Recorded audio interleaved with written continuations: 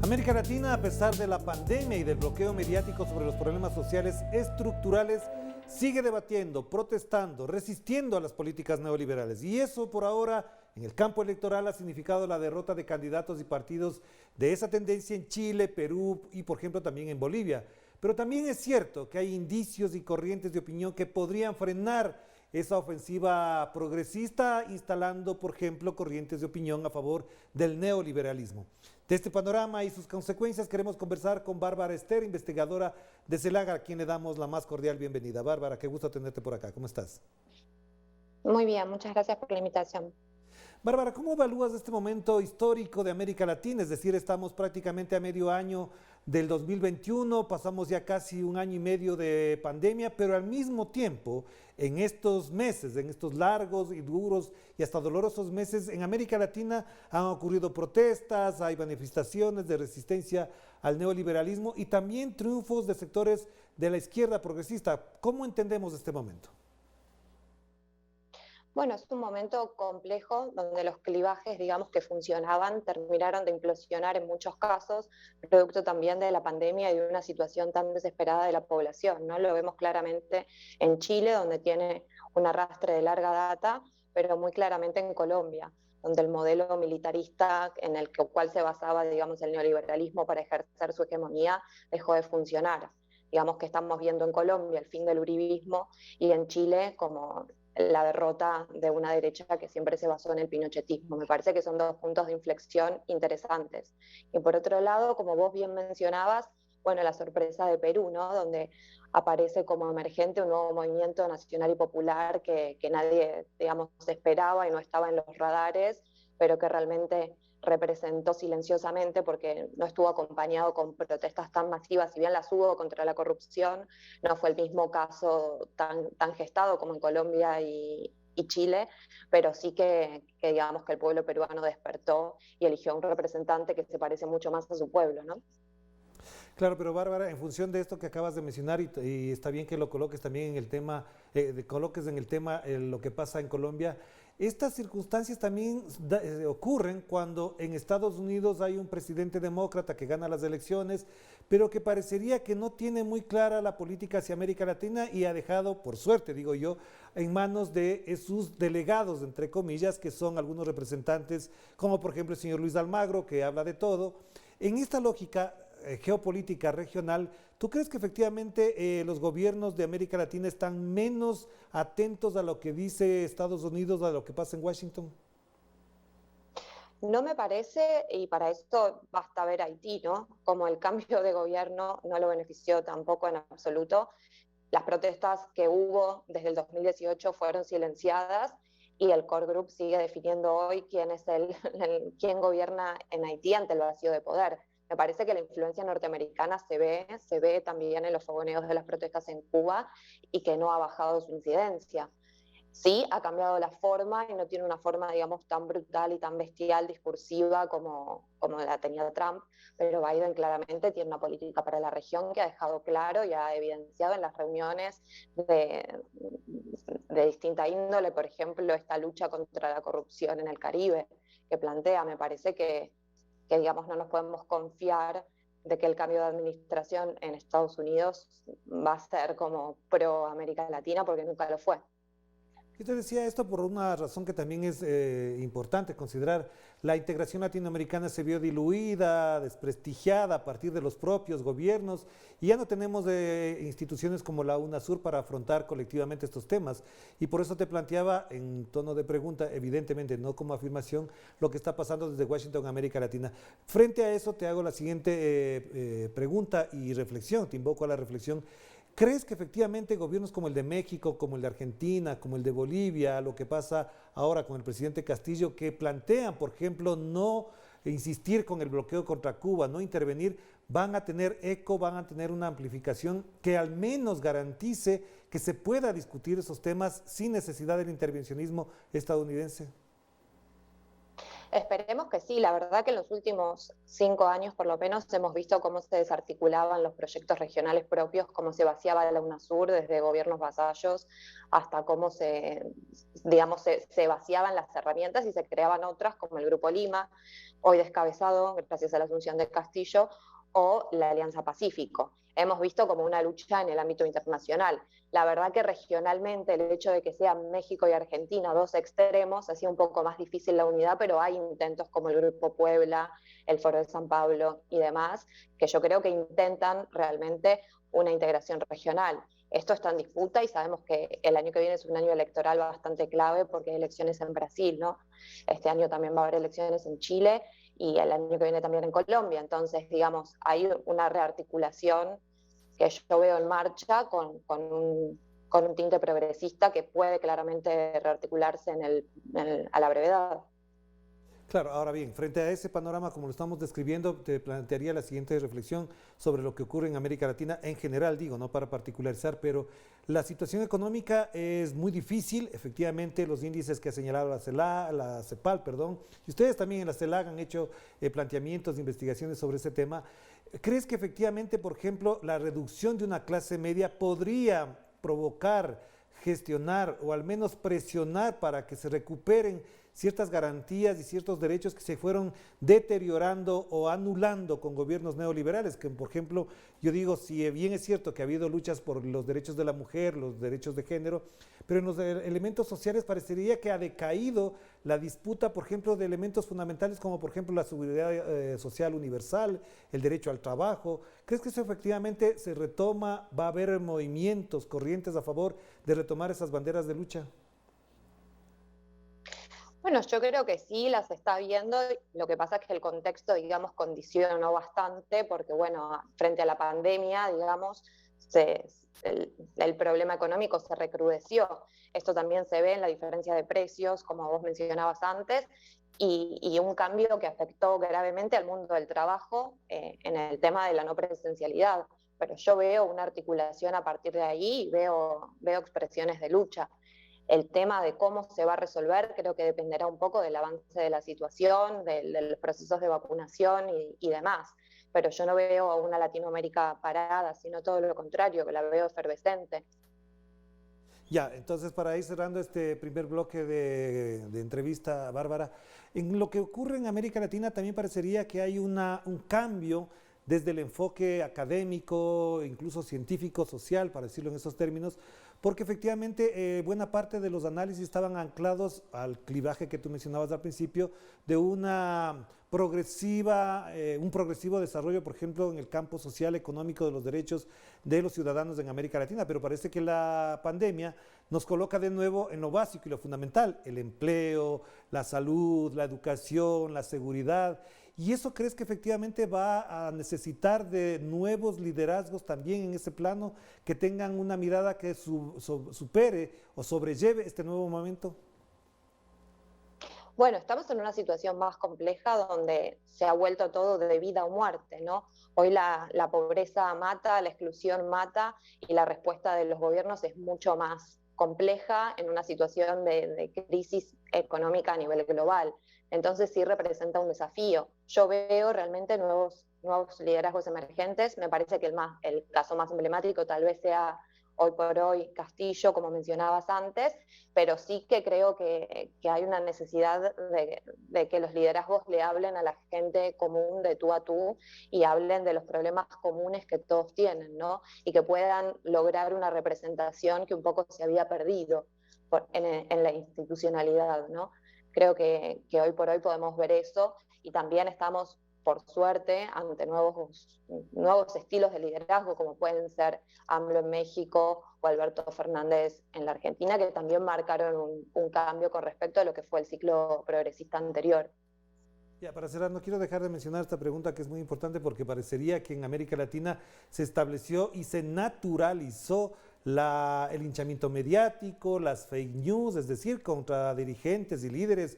El caso más doloroso y escandaloso es el de Rafael Correa, el de Lula también, por supuesto. ¿Crees que efectivamente se ha logrado paliar, frenar o al menos neutralizar esta corriente incluso perversa de atacar a los líderes sociales, de judicializar la política, de a partir de las fake news y todo ese montaje mediático anular y aniquilar la imagen de líderes sociales y políticos como los que mencioné? No creo que se haya podido anular, pero sí al menos contrarrestar. Creo que hay una emergencia también de nuevas plataformas de información que, por ejemplo, no sé, chequean las noticias o buscan dar una vuelta o mecanismos informales. O creo que Internet ha democratizado bastante el acceso a la información y también para la producción, ¿no?, de información alternativa. Hoy por hoy las juventudes, digamos, no se informan mediante la televisión o los medios más tradicionales, sino que tienen nuevas formas de circular la información y eso me parece como positivo, me parece algo que se puede seguir desarrollando. Claro que sí, vamos a hacer la Pero, primera. digamos, Claro, vamos a hacer la primera pausa, Bárbara, enseguida volvemos para seguir conversando sobre la actualidad latinoamericana. Es importante desde tu mirada y desde tus estudios, por supuesto, tener presente ese enfoque y ese análisis para entender lo que pasa en nuestra región. Hagamos la primera pausa y enseguida volvemos con Enclave Política.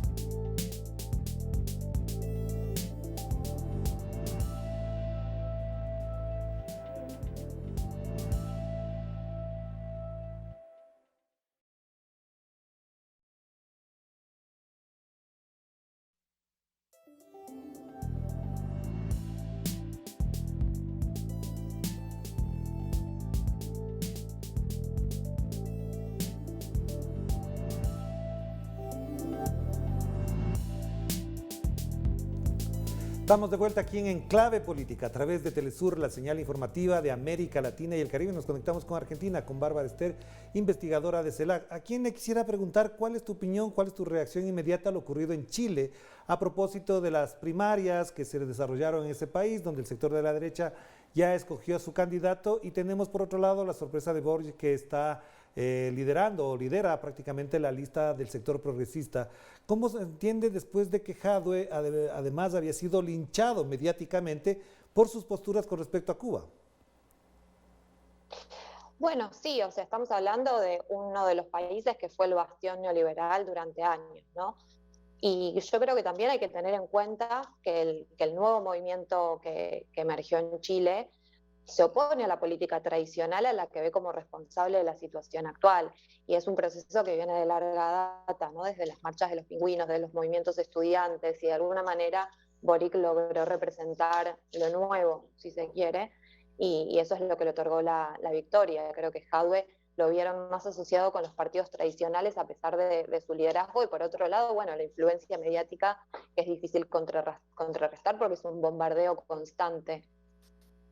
Claro, y entonces en ese panorama, ¿tú crees que efectivamente se consolida una corriente progresista en Chile, tomando en cuenta lo que ocurre en la Asamblea Constitucional, que en realidad es una constituyente, y en la perspectiva de las elecciones en los próximos meses?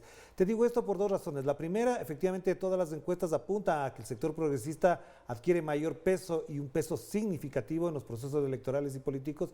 Y por otro lado, paralelamente, las reformas constitucionales que se están planteando a la derecha evidentemente le van a obligar a tomar una postura en el proceso electoral.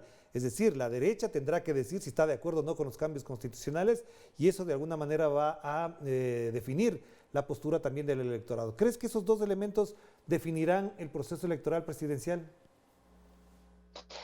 Bueno, yo creo que las protestas fueron un punto de inflexión para la derecha chilena y que no va a tener la posibilidad tan rápida de rearticularse independientemente, digamos, de las medidas que tome como para lavarse la cara. Escuchaba la otra vez a Piñera con posturas progénero, y era mínimamente raro, ¿no?, para un candidato tan católico.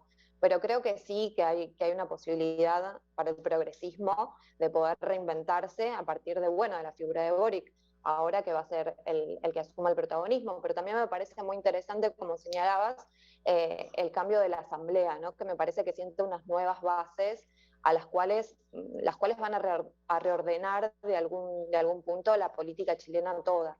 yo sí veo en Chile la oportunidad de un cambio y de que se consolide una corriente progresista que no termine, digamos, en lo que fue la concertación, sino que sea superadora de esa propuesta. También tomando en cuenta la experiencia vivida, por ejemplo, en Colombia, lo que se ha vivido en el Ecuador con Guillermo Lasso y también lo último vivido en el Perú con Keiko Fujimori, ¿crees que efectivamente la derecha, que siempre se precia de liberal, de democrática, permitirá una transformación así estructural en Chile, tomando en cuenta además toda esa coalición que existe a nivel continental de la derecha? Ya vimos lo que pasó en el Perú, todos los líderes políticos de la derecha hablando a favor de Keiko, de la cual hace poco tiempo atrás decían que era la más corrupta del Perú. Bueno, en el caso de Keiko me parece que era, digamos, tan bizarra su candidatura y su postura era tan golpista que fue difícil aglutinar apoyos. Si bien, bueno, teníamos a Vargas Llosa escribiendo sus columnas desde el país, contradiciendo toda su vida en el apoyo, muchos otros sectores no lo apoyaron. Incluso el proceso de asunción, que se demoró tanto, digamos, la proclamación del candidato duró más de mes y medio, lo que hizo fue de alguna manera generar cierto consenso en torno a Castillo ante la imposibilidad de apoyar a Keiko Fujimori. Creo que incluso para Estados Unidos fue también complicado porque, digamos, Keiko tuvo una postura muy similar a lo que fue Trump contra Biden. Entonces me parece que por descarte terminaron apoyando a Castillo, si bien no es un candidato de ellos, pero entiendo que su apuesta va a ser a intentar comprarlo o subsumirlo o digamos, reducirlo al statu quo. No creo que puedan, porque me parece que Castillo no es solo él ni el partido que trae detrás, sino que es la gesta de un movimiento más grande, nacional, popular, regional, campesino y plebeyo de Perú, por lo cual yo tengo muchas esperanzas puestas ahí. Ya, pero te mencionaba el tema de Chile. ¿Crees que efectivamente la derecha chilena va a permitir cambios estructurales? No nos olvidemos que en la historia de la derecha hay golpismo, hay desaparición, hay dictadura, hay un pinochetismo que no ha muerto en algunos sectores, incluso reivindican a Pinochet como uno de sus líderes. ¿Crees que efectivamente lo que está pasando en la Asamblea Constitucional Constituyente y la posibilidad que de la izquierda llegue al poder después de tantos años, la derecha acepte así tan fácil? Bueno, no, tan fácil, ¿no? Siempre que hay poder hay resistencias, por supuesto, pero creo que las movilizaciones de Chile no fueron algo tampoco, digamos, normal. Fueron más de 1 millón de personas en la calle movilizándose y enfrentándose a las fuerzas de represión. Digo, hasta los propios aliados de Estados Unidos tuvieron que reconocer que había una violación sistemática de los derechos humanos en Chile. Entonces, digamos, creo que la situación se le fue de las manos y rebasó a la derecha. Por supuesto que van a intentar recuperar el terreno perdido, pero me parece que en términos de la subjetividad de lo que está pasando en Chile, el cambio es irreversible. Basta ver la composición de la Asamblea, que es nunca vista y tiene, digamos, características que la vuelven como súper interesante y uno de los procesos más progresistas constituyentes de la región. Sí es verdad que se inscribe como más tarde en los procesos constituyentes que tuvieron nuestros gobiernos progresistas en las décadas anteriores, pero me parece que también nosotros marcamos un hito a partir de las protestas muy fuerte que va a ser difícil contrastar solo con un golpe. Ya, y no quiero dejar de tocar lo que estabas mencionando porque creo que se enlaza también. Según tu punto de vista y desde tus análisis, Bárbara, ¿cuál es la identidad política real que uno puede apreciar y uno puede valorar de Pedro Castillo? Porque efectivamente desde el plano mediático le dicen socialista, comunista, terrorista, etcétera, etcétera, pero efectivamente, ¿cuál es la identidad política que uno puede apreciar y valorar del futuro presidente del Perú? Si yo tuviera que pensar Pedro Castillo, pensaría en una candidatura plebeya, siguiendo un poco el modelo de Linera para Bolivia. Él, digamos, logra encarnar distintos sectores que no necesariamente representa, pero sí aglutina. Por un lado, la identidad indígena, por el otro lado, la identidad campesina, por el otro lado, la identidad rural. Creo que lo más interesante es que es bastante plástico y no se agota solamente en la derecha, que la verdad que tiene como un rol bastante acotado en la historia del Perú, sino que es una sensación, digamos, logra capitalizar una sensación de malestar más amplia en su figura. Y creo que, bueno, su origen, él ha contado que fue vendedor ambulante, es maestro, pertenece a uno de los pocos sindicatos que hay en Perú, que es el gremio docente. Me parece que tiene un perfil como muy amplio y que fue perfecto como para englobar esta serie de reclamos que no estaban visibilizados. Siempre se habla del Perú profundo, ¿no? Como que él representa. Y me parece que por ahí va su identidad. Me parece que una de las cosas más interesantes es esta amplitud de representación que tiene. Y ese precisamente esa amplitud y la posibilidad de que, por ejemplo, amplíe su base de apoyo y su base de gobernabilidad en un acuerdo político con sectores progresistas de la izquierda, ¿crees que efectivamente le dan garantías para la gobernabilidad? Y te menciono esto porque hay que decirlo, no necesariamente la izquierda se caracteriza por unirse constantemente, a veces se une para las elecciones, llega al gobierno y se divide, o al contrario, empiezan facciones a querer minar desde adentro la propia gestión. ¿Crees que efectivamente Pedro Castillo y la coalición que ahora la apoya se puede sostener para enfrentar, además, un Congreso que, ya sabemos, en la práctica peruana mañana puede también tumbarle del gobierno?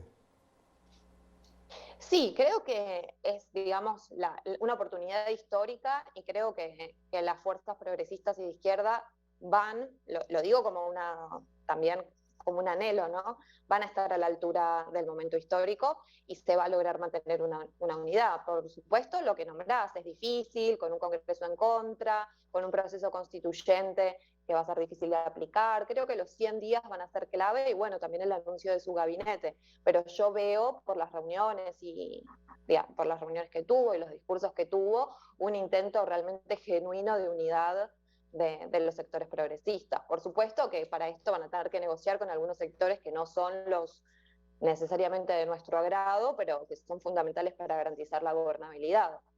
Es un momento histórico, la verdad que nadie esperaba un resultado así, fue mucho más de las expectativas que se tenían y también el hecho de que se haya dilatado tanto en la proclamación del candidato empezó digamos, a coagular una especie de movimiento social realmente genuino. Vimos las movilizaciones desde cada rincón del país para apoyar a Castillo y que no se roba en la elección.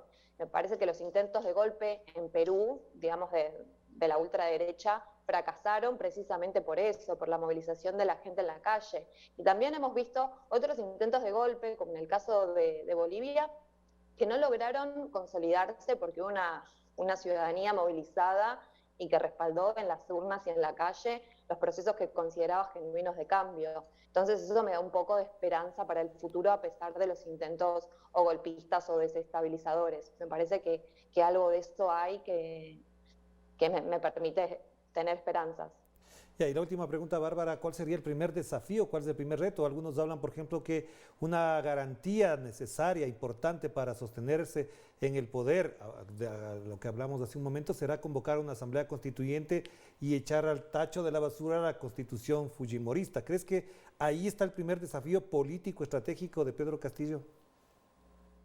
Bueno, sin duda ese es uno de los desafíos importantes, pero creo que lo más importante en un país con el 70 y pico por ciento de informalidad es resolver algunos temas prácticos de la vida. No sabemos que Perú es uno de los países más afectados por el COVID, con mayor cantidad de muertos eh, y nada, con problemas económicos realmente importantes. Empezaron también desde los medios hegemónicos a decir que el problema iba a ser económico, la fuga de capitales, generando, digamos, una especie de situación psicosocial que no funcionó. Tenían infiltrados en todos los organismos, no sé, en el Poder Judicial, en el Parlamento, tenían presencia de todos y todos los intentos contra él fracasaron. Creo que la constituyente es importante, pero a diferencia de Chile, la gesta, digamos, no fue necesariamente así, no hubo movilizaciones pidiendo una nueva constitución.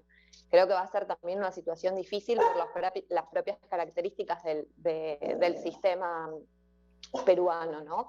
Pero realmente, bueno, hay mucha expectativa en que se logre este proceso, porque, bueno, la constitución fujimorista es el pilar, ¿no?, del sistema neoliberal que estableció y hay ciertas reformas que son importantísimas, por ejemplo, resolver el tema del desfasaje de poderes entre el Ejecutivo y el Parlamento. Bueno, hay muchas cosas que son importantes ver, pero bueno, nada, creo que también es un país donde hay que hacer demasiadas cosas, no solo la Constitución. Gracias, Bárbara. Importante lo que acabas de mencionar, porque además estamos a pocos días de que se posesione como presidente del Perú Pedro Castillo, pero también eso tendrá un impacto, tendrá un eco, tendrá una amplificación política en América Latina. Te mando un abrazo, que estés muy bien, cuídate. Igualmente, muchas gracias. Gracias a Bárbara Ester, investigadora de CELAG. A propósito de lo que estamos analizando en América Latina, es un momento importante, es un momento en el que hay que analizar algunos elementos y resortes para el enfoque de lo que vendrá en los próximos meses. Ojalá la pospandemia nos encuentre también con una región en América Latina mucho más democrática, mucho más igualitaria y mucho más equitativa. De esto estaremos hablando aquí en Enclave Política. Cuídense mucho, que la pasen bien. Chao, chao.